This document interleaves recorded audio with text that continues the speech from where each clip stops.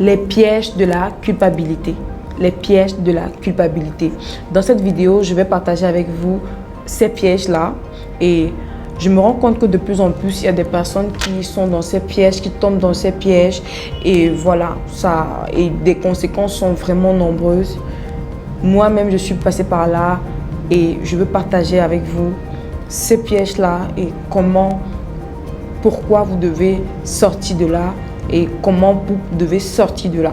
Alors, qui suis-je? Je suis Kamada, une jeune web entrepreneur qui a décidé de partager son humble expérience avec des jeunes également comme moi qui ont besoin d'idées, qui ont besoin d'astuces, partager ce que je peux, ce que je sais et évoluer également dans ce couloir, dans ce monde merveilleux qu'est le digital. Évoluer avec vous, pas sans vous.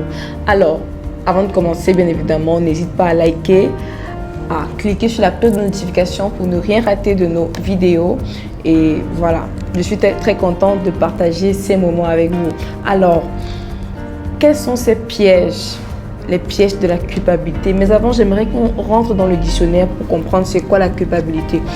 D'après ma recherche, j'ai une courte définition et bien évidemment, on peut l'étendre. La culpabilité, c'est se sentir responsable ou désolé pour une offense provoquée, réelle ou imaginaire. Je reprends. La culpabilité, c'est se sentir responsable ou désolé pour une offense provoquée, réelle ou imaginaire. En fait, pourquoi je reviens sur cette définition-là? Parce que généralement, on vit des choses, mais on ne sait même pas ce que c'est en fait. D'accord? Généralement, quand on fait quelque chose de mauvais ou quand on a posé un acte immoral, on a généralement ce sentiment en fait de culpabilité, donc de remords, de regret. D'accord? Et c'est un sentiment normal. Si vous êtes une personne qui commettait des choses sans avoir ce sentiment-là, c'est que vous devez vous poser des questions sur vous-même. D'accord? C'est que vous êtes peut-être inhumain. Parce qu'en tant qu'être humain, c'est normal d'avoir un sentiment de culpabilité après avoir commis un acte immoral, après avoir offensé quelqu'un, après avoir, je ne sais pas, posé une action qui n'est pas bonne. D'accord? Donc c'est tout à fait un sentiment normal. Maintenant, où ce sentiment arrête d'être normal, c'est quand on y demeure. Et c'est quand on y demeure. Et y demeurer, en fait, c'est où on tombe dans les pièges de la culpabilité. D'accord? Et le premier piège ici, en fait, de la culpabilité, en fait, c'est le trouble d'identité. Le trouble d'identité. Qu'est-ce que j'entends par le trouble d'identité? Je vais essayer d'expliquer pour qu'on puisse comprendre. Moi, j'entends par trouble d'identité. Tu es une personne, par exemple, tu ne connais même plus qui tu es, en fait. D'accord? La culpabilité qui ressort, par exemple, de tes expériences du passé, des choses que tu as faites, en fait, qui n'étaient pas bonnes et tout, ça te fait, en fait, voilà, tu ne sais plus qui tu es. Et c'est ça, pour moi, le trouble d'identité. Tu ne connais plus ta valeur, tu ne connais plus tes principes, tu ne peux plus t'affirmer, en fait. Et comme vous le savez déjà, bon, moi, je le dis, je suis chrétienne, d'accord? Et je sais que généralement, en tant que chrétien, c'est encore très compliqué. C'est encore très compliqué. Parce que quand on vit par exemple une vie qui ne glorifie pas le Seigneur, une vie par exemple, voilà, remplie de choses pas bonnes et tout, et quand on décide par exemple d'abandonner, on décide par exemple de se ranger par la grâce de Dieu, voilà, il y a ce sentiment de culpabilité qui revient à chaque fois. Oh, on a fait ci, on a fait ça, on a commis tel péché, on a fait ceci, cela, et du coup, on tombe dans un piège de culpabilité. On tombe dans les pièges de la culpabilité. Pourquoi je dis ça? Et j'interpelle vraiment les jeunes, je nous interpelle vraiment. Et même les jeunes chrétiens. Il faut éviter de tomber dans le piège dans les pièges de la culpabilité. Parce que le piège, en fait, c'est, comment dire, le trouble d'identité. Je ne sais pas si c'est un piège ou si c'est une conséquence et tout, mais il y a ce que j'appelle le trouble d'identité. Tu ne sais plus qui tu es. Tu ne sais plus qui tu es. Tu commences à t'identifier à la mauvaise source. Tu commences à t'identifier à ton passé. Tu commences à voir ta vie dans le passé. Tu veux faire des choses, mais tu te dis toujours que non, voilà, j'avais fait telle chose et voilà ce qui s'était passé et tout ça. Non. Il faut pouvoir mettre ça sur la table. Parce que beaucoup de personnes ne mettent même pas sur la table, ne reconnaissent même pas ça. Il faut arrêter en fait. Et le remède à ça, c'est quoi? C'est de rentrer pour comprendre qui tu es réellement. Et qui tu es, c'est le Père qui dit qui tu es. Ce n'est pas ton passé qui te définit. Ce n'est pas ce que tu as fait qui te définit, non. Ce n'est pas tous les péchés que tu as fait dans la vie qui te définit, non. Tu étais comme ça avant.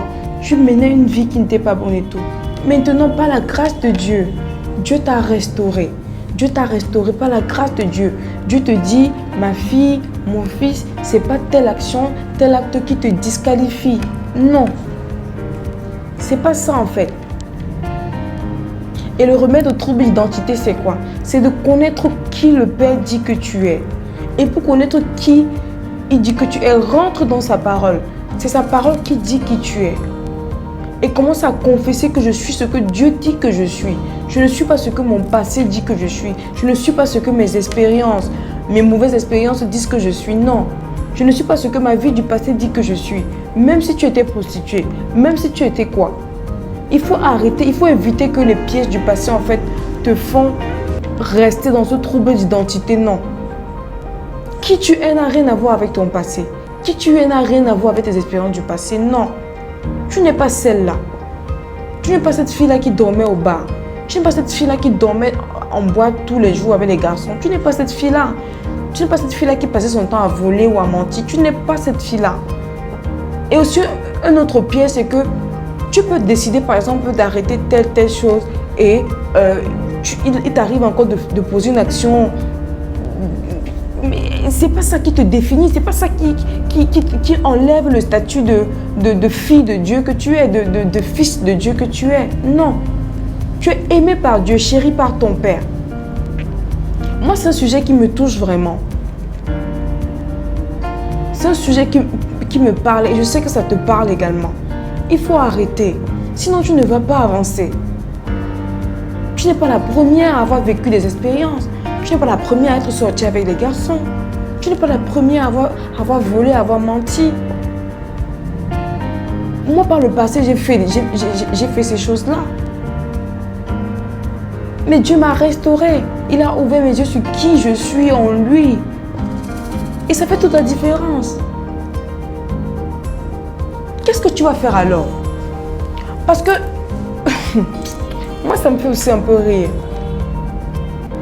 J'aime pas dire que c'est facile, mais c'est possible en fait. C'est vraiment possible. Parce que, imagine-toi, tu refuses de ne pas avancer. Tu refuses de ne pas poser des actions en fait. Tu refuses de le faire. D'accord? Tu attends qui? Tu vas faire comment alors? C'est que tu vas rester... C'est ça, hein, tu vas rester ne rien faire de ta vie. Passer le temps à pleurer, à pleurnicher. Parce que imagine-toi que tu as été une fille par exemple qui a flirté avec des garçons, je ne sais pas trop, et que tu as décidé de te ranger. Et que ces personnes-là, tu dois les croiser dans la route, ou bien on est sur Facebook, tu dois les voir, tu dois échanger. Tu fais comment? Tu meurs. Mais alors? Et s'il y a des personnes qui t'identifient toujours à ton passé, mais c'est leur problème. Et il faut arriver au niveau où tu imposes le respect, d'accord? Tu imposes le respect.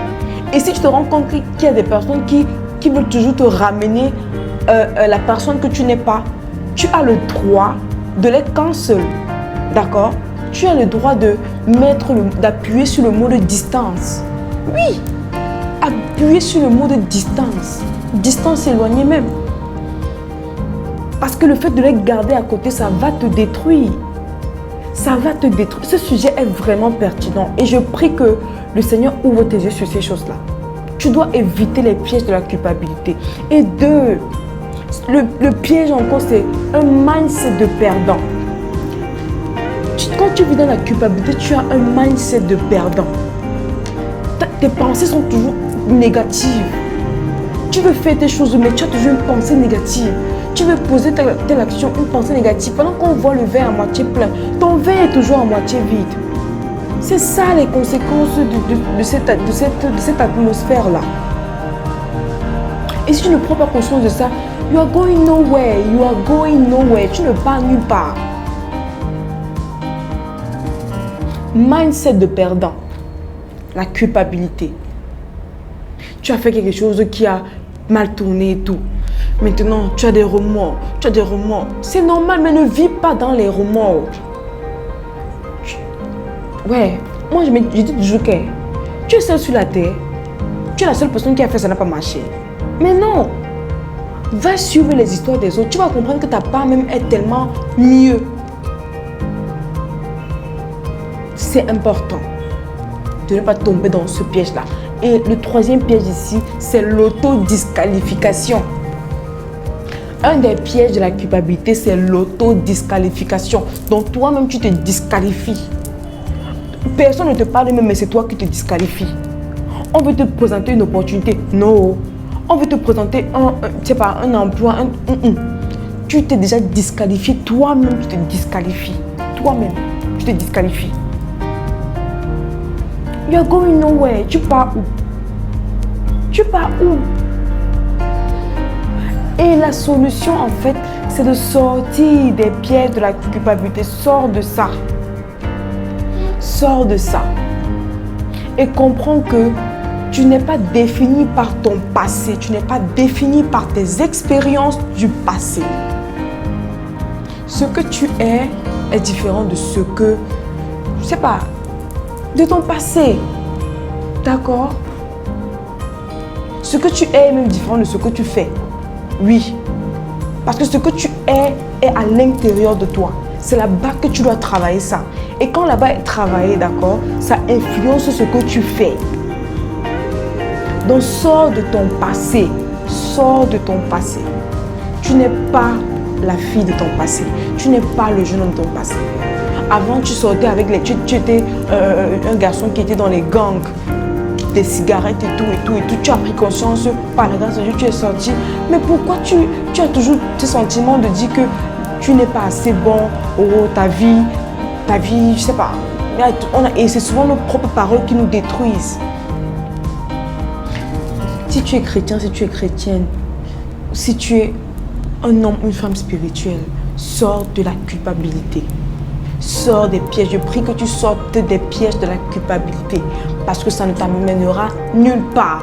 Ça va te détruire énormément. Alors c'est tout ce que j'avais à partager avec toi aujourd'hui. Et si je récapitule, ces pièges-là, c'est quoi? C'est que y a un trouble d'identité. De deux, il y en a plusieurs, c'est ce que moi j'ai trouvé. 2, il y a un mindset de perdant. Et 3, il y a l'autodisqualification. Si tu remarques ces symptômes-là ou ces aspects de ta vie, c'est le moment de te lever. Wake up. C'est le moment de te lever et de poser des actions de vie, de poser des actions qui vont changer radicalement ta vie. Alors c'est tout ce que j'avais à partager avec toi aujourd'hui. Et comme tu le sais déjà, si ce contenu a été intéressant, ça peut aider une personne, un de tes proches, partage la vidéo, laisse-moi un commentaire, un avis.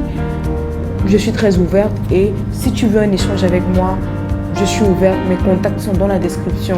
Contacte-moi, prenons rendez-vous, échangeons et je serai très heureuse de partager avec toi. Alors, on se quitte pour très bientôt, mais n'oublie pas d'activer le mode solution de ton cerveau. À très vite.